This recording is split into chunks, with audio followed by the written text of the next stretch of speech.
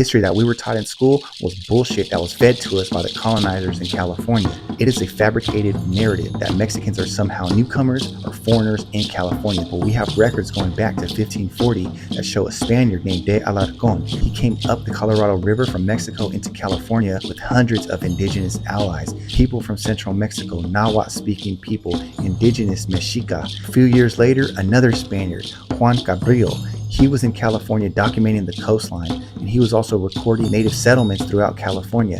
He too brought with him hundreds of indigenous allies from central Mexico. And this was not the first time that Nahuatl Mexican people were in California, because these Spaniards were traveling along pre-existing indigenous trade routes. These indigenous networks stretched from central Mexico all the way up into the Pacific Northwest. These lands and communities, they were held together by things such as kinship, trade, warfare, and food. Travel across these lands happened without border enforcement, without these political and arbitrary lines that divide our people today. The US-Mexico border, which was finalized in 1848, was a unilateral imposition, and it rendered indigenous and Mexican people foreigners on their own land. So let's be clear, Mexicans are not newcomers in California. Denial of this fact sustains settler myths, it sustains colonial propaganda, and it supports white supremacy.